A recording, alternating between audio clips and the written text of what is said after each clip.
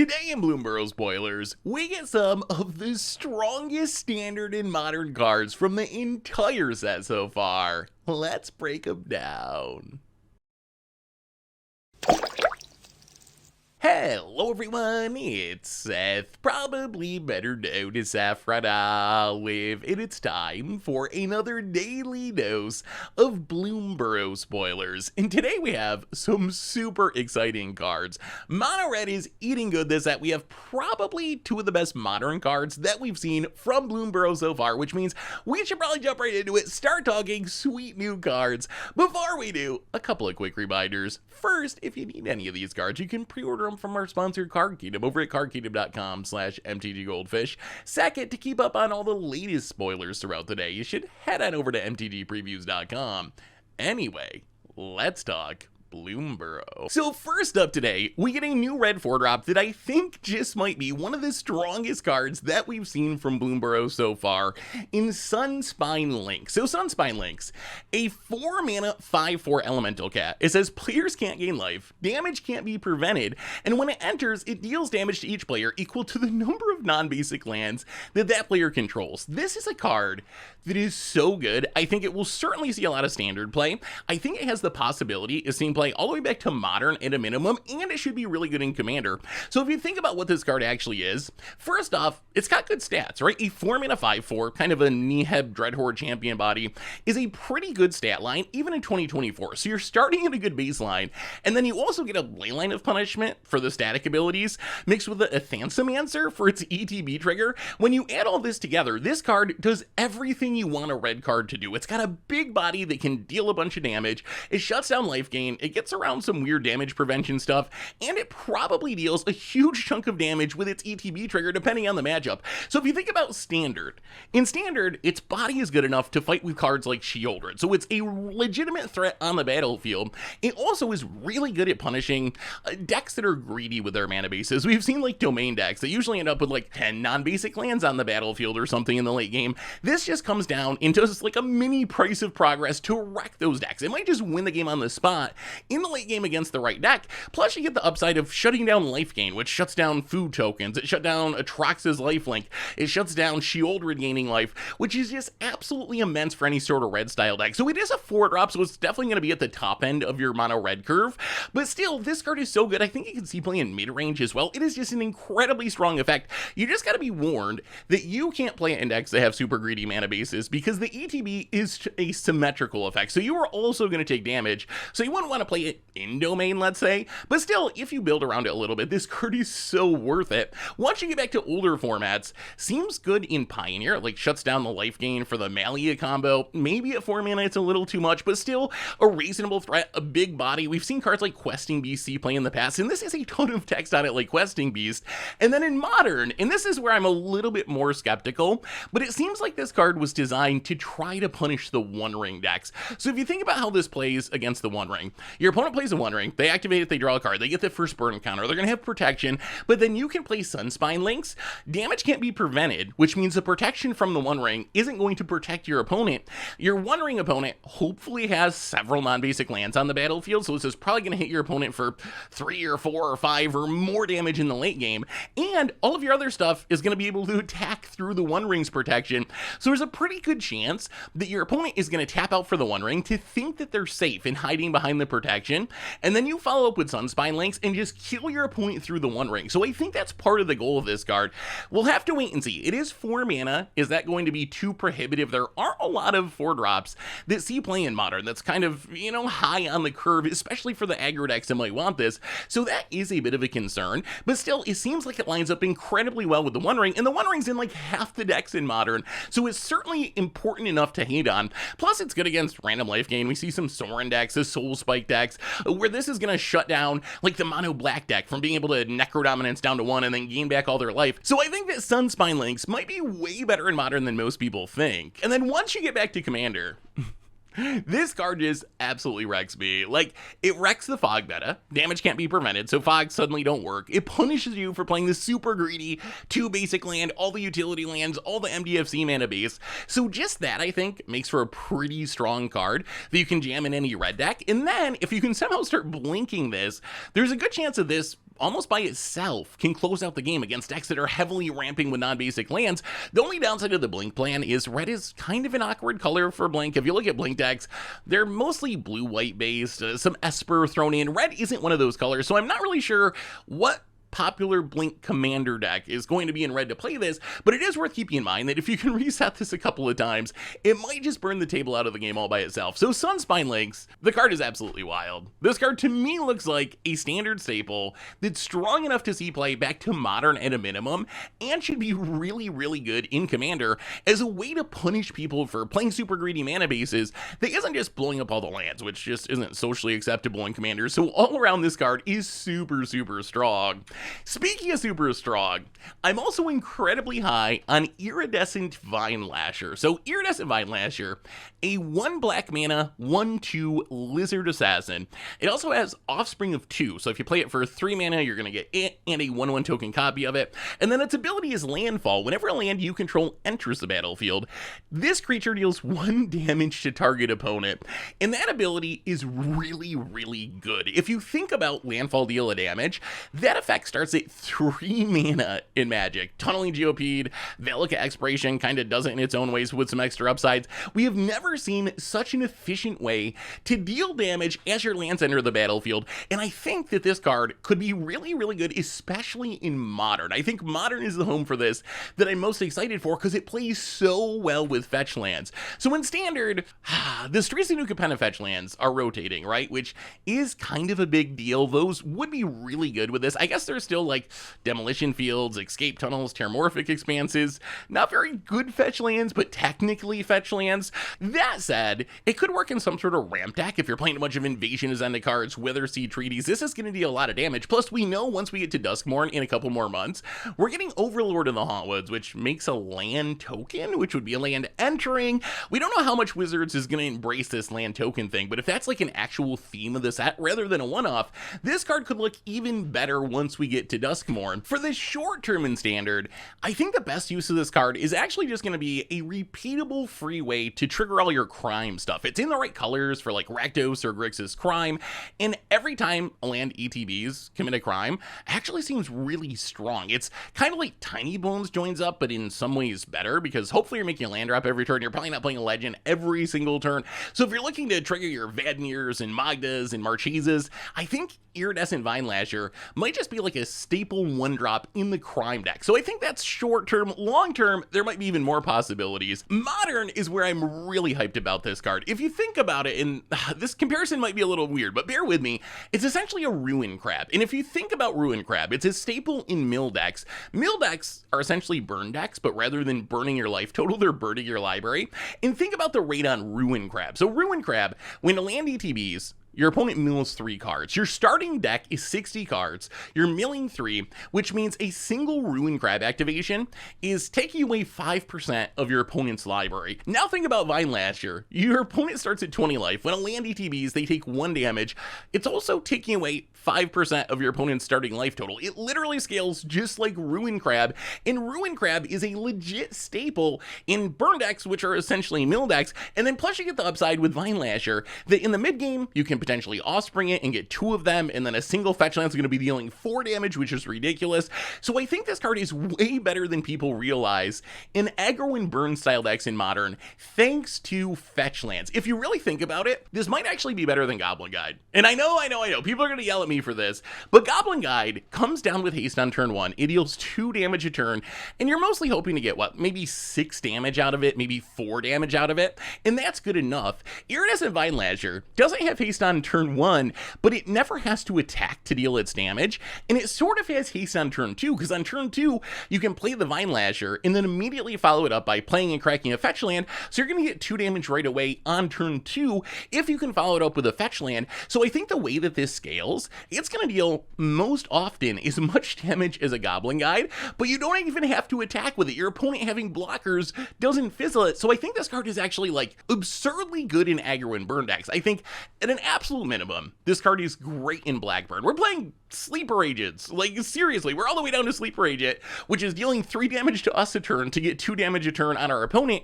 Iridescent Vinelash does the same thing, except we don't have to take 3 damage a turn. We just get the 2 damage for playing and cracking a fetch land. So I think in Blackburn this card is great, but I actually think there's an argument that this might just be good enough to make some sort of Rakdos-style burn deck. If you think about the cards that see play and burn right now, Goblin Guide, Monastery Swiftspear, Eidolon of the Great Revels, I honestly think that there's a pretty strong argument that Iridescent Vinelasher might just deal more damage than Goblin Guide in this deck when you consider that it doesn't even have to attack and you can just overload on fetch lands.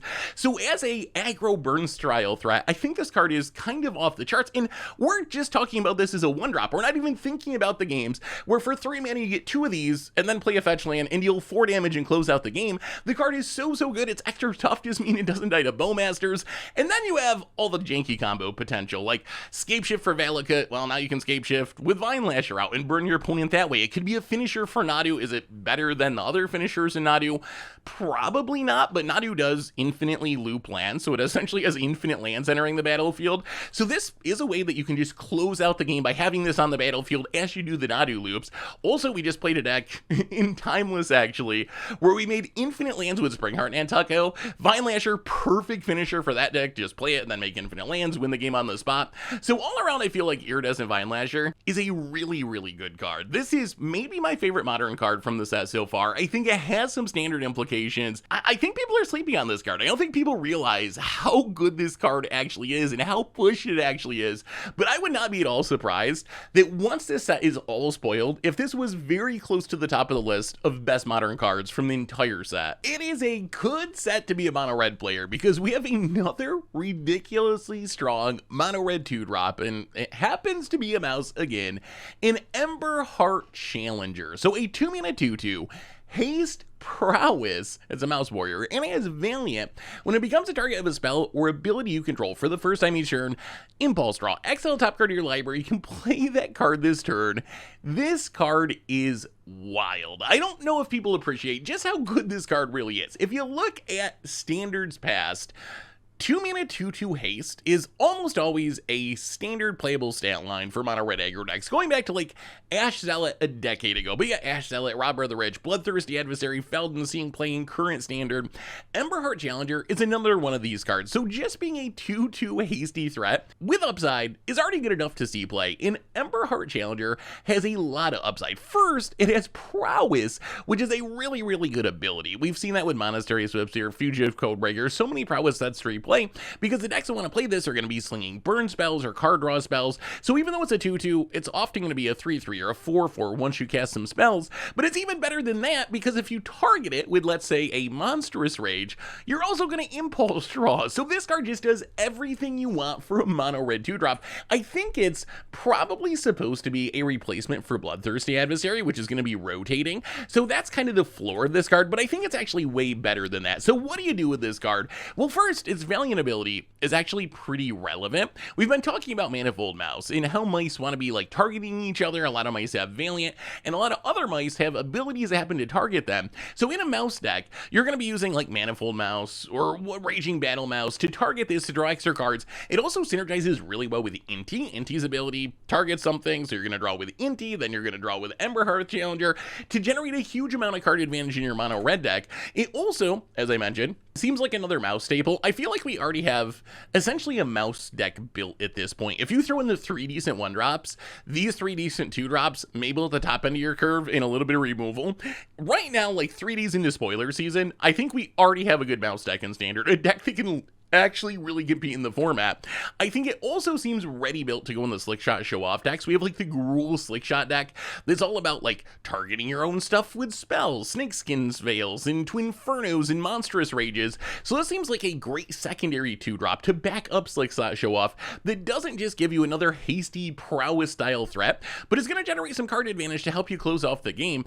As I mentioned before, I think this is going to be the Bloodthirsty Adversary replacement for mono red. So even just generic mono red, no synergies, not trying to build Valiant, not a mouse deck. I think you just play this in place of Bloodthirsty Adversary, and it kind of does the same thing, where it's a hasty 2-drop that in the late game can generate some card advantage. It does it in kind of a different way, but still it gives you some late game play with its Valiant ability. So all around, Emberheart Challenger, the card seems great. I don't know if it's non-standard great. Outside of standard, if this was a mouse wizard, then I'd be talking about Pioneer, Historic, and like the wizard style deck. I don't know if it actually makes it like in Modern or in Pioneer with its mouse warrior creature type. Maybe it does, because it is still a very good card in some sort of like heroic style deck to generate card advantage, like heroic prowess. But all around, I think that Emberheart, really, really good card. We also got another red 1-drop in Hired Claw. Hired Claw, I think, is also really good, except it's a lizard mercenary, so where it fits is much less obvious. So it's a 1-mana 1/2.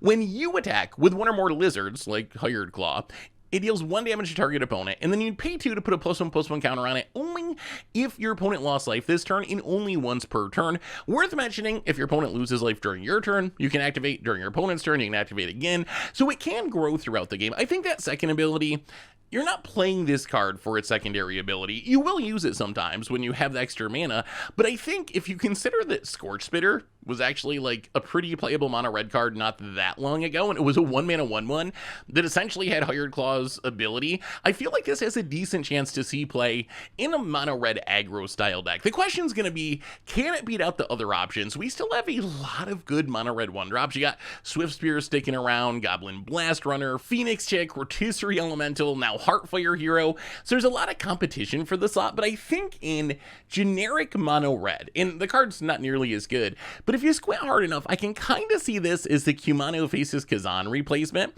where this gives you that 1-drop that is going to give you a reasonable body that's going to ping your opponent for some direct damage, and then you also get this nice mana sink that can grow throughout the game. So I think this card has a chance to see play. I'm a little more skeptical of it than like the mouse cards, just because you can see this whole mouse package coming together, and I don't really see that for lizards yet, but I think as a standalone card, considering that we played Scorch Splitter and we're happy with it, and this is so much better than Scorch Splitter, I feel like this card actually has a chance to be a pretty decent 1-drop in an aggro deck in standard. In the world of lower rarity cards, gotta give a shout out to Heartfire Hero, which I think might actually be a very impactful standard mouse. So a 1-mana 1/1, but it has Valiant. Whenever it becomes a target of a spell or ability you control for the first time, put a +1/+1 counter on it, and then when it dies, it deals damage equal to its power to each opponent. So why is this card so exciting?